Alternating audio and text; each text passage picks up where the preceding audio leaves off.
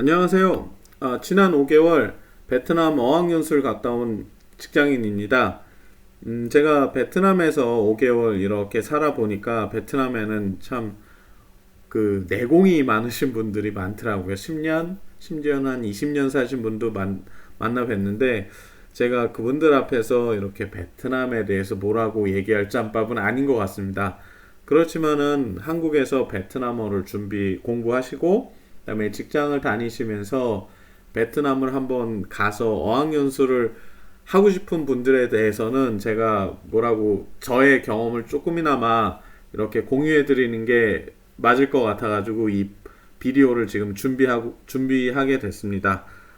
그러면은 제가 지난 5개월 베트남에서 어떻게 공부를 했는지 여러분들에게 간단하게 정리해서 보고 드리도록 하겠습니다. 그럼 한번 보시죠.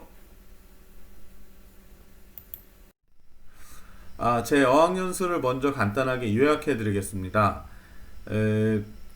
어학연수의 목표는 베트남에서 한번 취직 한번 해볼까? 베트남이 과연 어떤가? 그거 알아보러 갔고요. 연수 기간은 2월 7일서부터 7월 9일까지 5달 조금 넘었습니다. 155일. 그다음에 연수했던 곳은 하노이의 한 어학원, 사범대학교 옆에 있는 어학원인데요. 이 어학원에 대해서는 밑에 다시 한번 자세히 말씀드리겠습니다. 총 사용 비용은 5개월 동안 베트남에서 1,100만 원 썼거든요. 학비, 숙소, 그다음에 식대, 생활비. 제가 좀 밥을 많이 먹어요. 그래서 식대가 가장 많이 나왔습니다. 어학연수 기간에 총 수업한 시간은 계산해 봤는데 약 400시간 정도, 하루 월요일서부터 금요일까지 수업하고 하루에 4시간 정도 이렇게 공부를 했습니다. 그리고 요 포스트는 이렇게 목차가 어느 도시에서 공부를 해야 되나, 하노이인지 호치민인지, 어디에서 공부를 해야 하나, 어학당, 학원, 과외, 수업, 그다음에 어떻게 공부를 해야지, 책상에 앉아서 학원에 가서 공부를 해야 되나, 밖에 나돌아다니면서 공부를 해야 되나, 그다음에 비용은 얼마나 준비를 해야 되고, 그다음에 베트남 가기 전에 한국에서 공부를 하고 가야 되나, 그냥 가야 되나, 그다음에 OPI 시험은 어떻게 준비를 해야 되나, 이렇게 목차를 꾸며봤습니다. 어느 도시에서 공부를 해야 하냐? 많은 분들이 아마 베트남어 공부하시면서 베트남 가기 전에 생각을 많이 하실 것 같아요. 근데 저는 딱 이렇게 구분을 나눴습니다.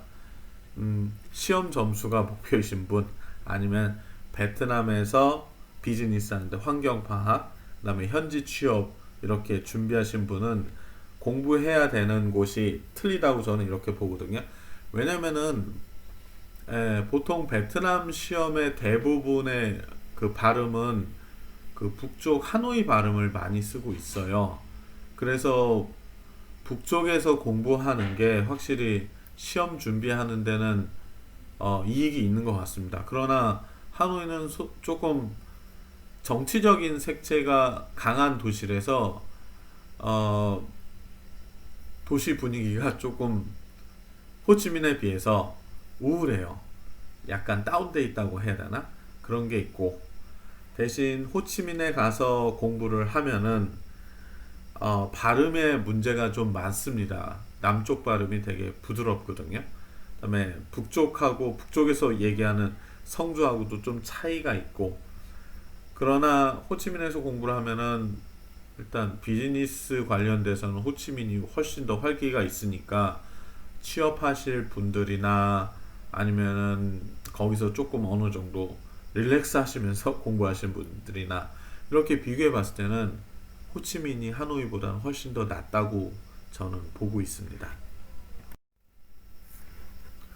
어디서 공부를 해야 하나? 일단 베트남에서 어학연수를 가셔서 베트남어를 공부한다 그러면 딱 세 가지 옵션이 있는 것 같아요. 대학교 어학당, 그다음에 사설 학원, 그다음에 개인 과외. 대학교 어학당 같은 경우에는 어느 정도 시간이 좀 베트남에 롱텀으로 오신 분들, 베트남 대학을 준비하신다거나 아니면은 어느 특수한 과정을 이렇게 들으신 분들한테는 괜찮아요. 왜냐면은 어학당에서는 자기 자체 커리큘럼이 있어가지고 이 공부를 하다 보면 어느 정도 뭔가 탄탄하게 기초부터 어느 정도까지 가는 그게 완성이 되는데 시간이 너무 많이 걸립니다. 예를 들어서 요번 같이 코로나가 딱 터졌을 때 대부분의 대학들이 2달에서 3달 정도 학교 문을 닫았거든요. 그러니까 공부나 이게 시간 조정이 상당히 좀 유연하진 않아요. 어렵고 경직됐고, 그다음에 학원비 같은 경우, 학비 같은 경우도 6개월치 등록을 해야 되고 학생 비자 있어야 되고, 그래서 좀 직장인들이 어학연수를 갔을 때 대학교 어학당은 일정상 되게 맞지는 않습니다. 그리고 두 번째가 이제 학원인데, 학원은 상당히 유연해요. 이거를 관광 비자로 가서 등록할 수도 있고 학원 통해서 학생 비자를 받아서 이렇게 등록할 수도 있는데, 대신 문제는 뭐냐면은 대부분의 베트남 학원들이 짜임새가 없습니다. 그러니까 학생의 베트남어를 이렇게 다방면으로 분석을 해서 이 학생이 부족한 게 뭔지 그걸 찝어서 발전시켜주고 더 수업도 분배를 해주고 해야 되는데 그런 게 없어요. 자기 스스로 자기가 알아서 해야 되는 그런 문제가 있습니다. 그리고 과외 같은 경우는 장소, 시간 조정이 상당히 자유로운데요. 비용도 그렇게 비싸지 않습니다. 시간당 한 5,000원에서 7,500원, 뭐 좀 잘하시는 분은 10,000원까지 이렇게 드리면은 뭐 어느 곳이든지 와서 이렇게 수업을 해주시는데, 문제는 뭐냐면은 과외 선생님들이 대부분 베트남어를 잘 하시지만 대신 베트남어를 가르치는 방법에 대해서 이렇게 공부를 하신 분이 아니기 때문에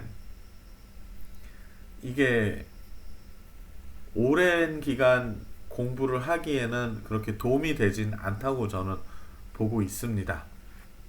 그럼 다음으로 가실까요? 어떻게 공부를 해야 하나? 베트남 속담에 이런 말이 있습니다. Học đi đôi với hành. 그냥 뭐 배우는 거하고 행동은 같이 해야 된다는 뜻인데요. 제가 보기에는 저는 책상머리 공부하고 길거리 공부를 이렇게 구분해서 했습니다. 책상머리 공부는 뭐 학원, 책, 그다음에 신문기사 앉아서 하는 거고요. 그다음에 길거리는 현지 친구 사귀기, 뭐 밖에 나가서 물건 사기나 음식점이나 여행 같은 데 가서 직접 부딪히면서 공부하는 건데, 제가 있었던 5개월간의 기간이 베트남에서는 좀 특별했거든요. 그래서 2월에서부터 5월까지는 베트남 전체가 그 사회 격리 수준으로 들어갔습니다. 그래서 제가 바깥에서 뭘 할 수 있는 게 하나도 없었거든요. 음식점도 안 열었으니까요. 그래서 2월에서 5월까지는 진짜 학원 공부에만 집중을 했습니다. 그리고 이제 격리가 끝난 5월 말서부터 6월, 7월까지는 학원도 한 며칠은 쉬면서 여행도 좀 다니고요. 그다음에 바깥에서 친구들도 한번 사귀어 보기도 하고, 그렇게 해서 이렇게 균형 잡혀서 5월에서 6월까지는 책상머리, 그다음에 6월에서 7월까지는 길거리 바깥에서 하는 거, 이런 식으로 진행을 했었습니다. 그리고 비용은 얼마나 준비를 해야 하나? 이건 제 직장 생활의 또 하나의 그 직업병인데요. 매일 엑셀로 그 가계부를 썼습니다. 그래서 가계부 5개월 동안 쓴 걸 피벗으로 이렇게 돌렸는데요. 그래서 월별로 이렇게 뽑아 본 건데 전체 1,100만 원 정도 썼고요. 그 중에서 학비하고 식비가 제일 많이 나갔습니다. 학비가 300만 원, 그다음에 식대가 350만 원, 그다음에 숙소비도 꽤 많이 나갔거든요. 200만 원.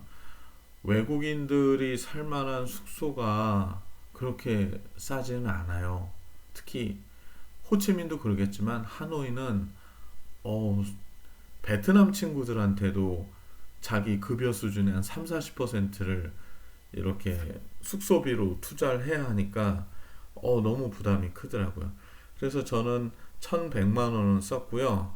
이렇게 월별로 보시면은 3월, 4월, 5월까지는 이렇게 크게 뛰는 게 없다가 6월서부터 많이 뛰었습니다. 4월 같은 경우에는 비자 연장을 한번 들어갔거든요.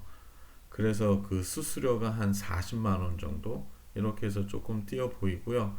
그래서 그냥 평달에는 여행도 안 다니고 뭐 친구들하고 어울려서 맥주 같은 것도 안 먹고 그랬을 경우는 한 200만 원 이하 170, 80만 원으로 이렇게 됐습니다. 그리고 전체는 1,100만 원을 썼고요. 그다음에 베트남 가기 전에 준비. 한국에서 베트남어 공부를 해야 하나? 저도 고민 많이 했습니다. 비자는 어떤 걸로 준비를 해야 하나? 은행 계좌는 어떻게 해야 되나? 이렇게 세 개에 대해서 말씀드리겠습니다. 저는 한국에서 온라인으로 베트남어 공부를 한 2년 정도 이렇게 했습니다. 그 하루에 한 3, 40분씩 조금씩 했는데 문제가 하나 생겼어요. 베트남 갔을 때 솔직히 온라인으로 공부를 하니까 제 발음이 맞은 건지 틀린 건지 모르는 상황에서 그게 고착화가 돼서 베트남 도착해서 발음 고치는데 지금도 발음을 아직도 고치고 있거든요. 발음 고치는데 애 많이 썼습니다. 그래서 제가 보기에는 한국에서 공부를 하시되 문법과 단어 위주로 가시고 발음 같은 거는 웬만해서는 현지 가서 이렇게 틀을 잡으시는 게 좋지 않을까 그렇게 생각을 합니다. 그다음에 비자는 어떤 걸로 준비를 해야 하나? 비자 관련해서도 저는 한마디 드릴 게 있는데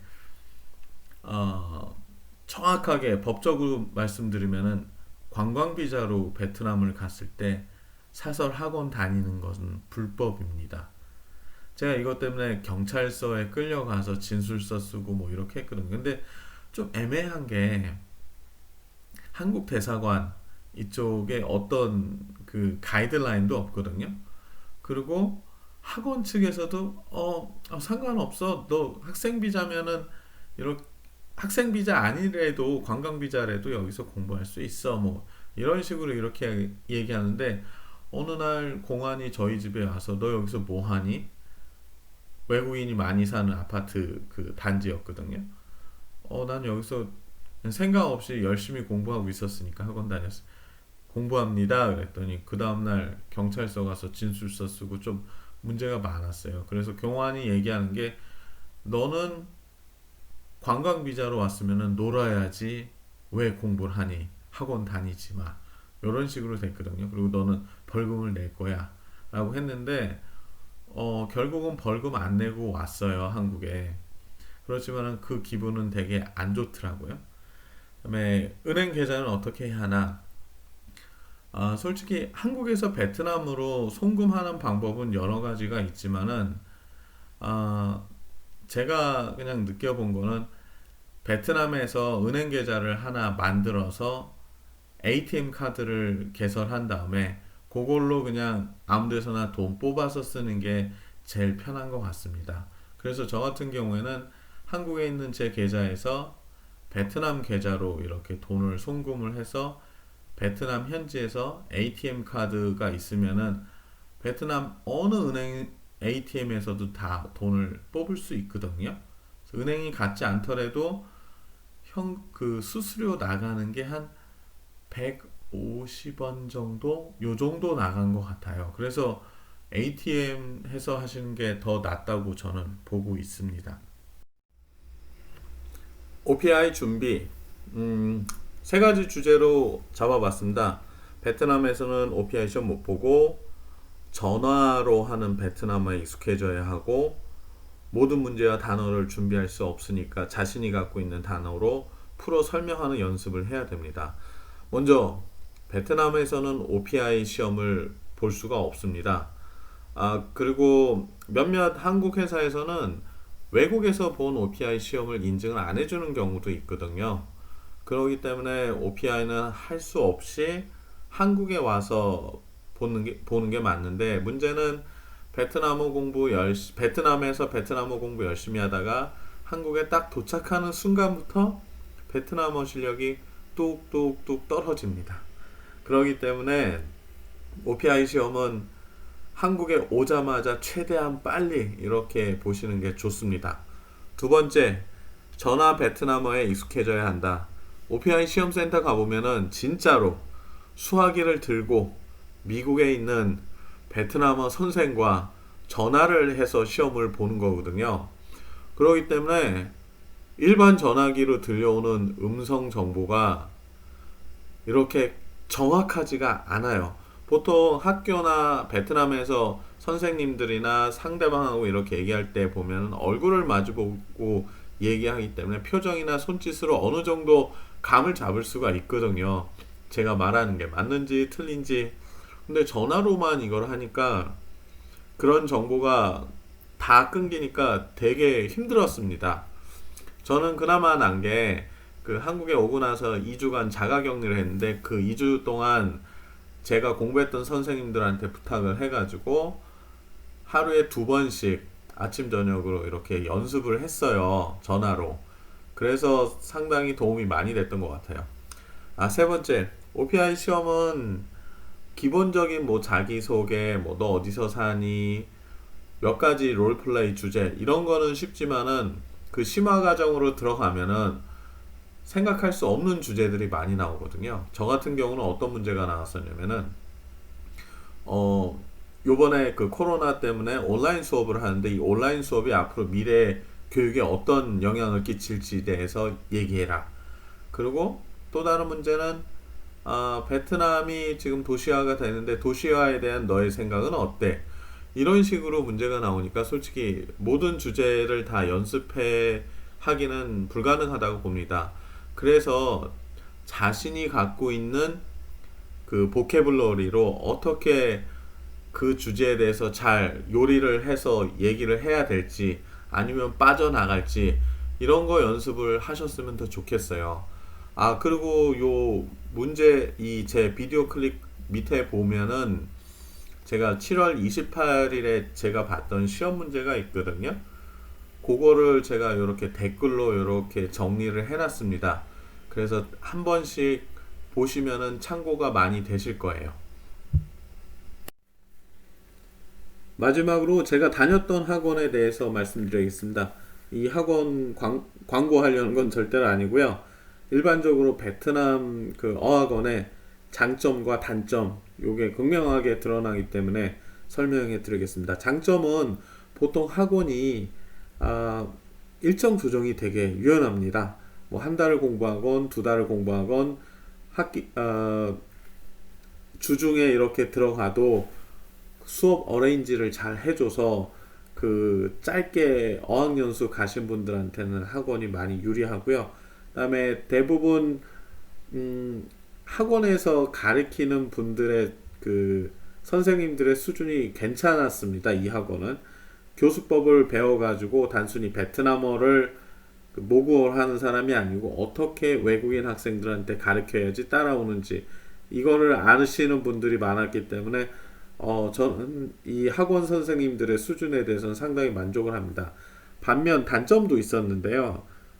첫 번째는 전체적인 학원 관리가 엉망입니다. 학생들에 대한 관리죠. 예를 들어서 학생이 딱 그 학원에 등록하러 가면은 레벨 테스트를 진행을 안 해요. 그리고 그냥 원장 선생님이 상담하다가 얘는 어느 정도 되겠다 하고 그 어느 반에 그냥 콕 집어넣거든요. 그러면은 그 학생은 그냥 생각 없이 거기 그 반을 계속 공부를 하는 거죠. 근데 이제 학생들 보면은 짧게 온 사람들 또 인텐시브하게 해야 되는 사람, 시험 준비를 해야 되는 사람, 아니면은 그냥 회화만 하는 사람, 이런 거에 대한 구분이 없고 그냥 수업에 넣고 그냥 계속 가르치니까 학생들 관리가 잘 안 돼요. 이 학생이 2달을 배우면 어느 정도 수준이 되는지, 6개월 배우면 어디까지 가서 뭘 할 수 있는지, 이런 거에 대한 구체적인 논의가 거의 없습니다. 그렇기 때문에 그 학원에서 다니면서 자신의 문제는 자신이 알아서 찾아서 해결해야 되는 그런 문제가 좀 많았습니다. 그래서 적극적으로 자기 문제를 해결하는 학생들은 상대적으로 수업 진도와 성취도가 빨랐던 반면에 그렇지 않은 학생들은 그냥 1년이 지나도 그냥 그런 것 같고 그런 모습이 많이 안타까워 보였습니다. 여기 밑에 있는 사진 4개는 제가 거기 있으면서 배웠던 교재들이고요. 좋았던 교재도 있고 안 좋았던 교재들도 있고 뭐 호불호가 갈리는 것 같아요. 그리고 학원 이름은 여기 구글 맵에서 ILCRA를 쳐보면은 하노이 사범대학교 옆에 이렇게 학원 주소하고 웹사이트 이런 게 정보가 뜹니다. 거기 찾아가시면 되고. 그러면은 제 포스트는 여기서 끝내고요. 더 베트남 어학연수에 대해서 궁금하신 분들은 저한테 이렇게 이메일을 주시면은 제가 이메일 댓글에 남겨놓겠습니다. 그럼 제가 좀 자세하게 더 알려드리도록 하겠습니다. 여태까지 시간 내서 이렇게 봐주신 여러분 감사합니다. 안녕히 계십시오.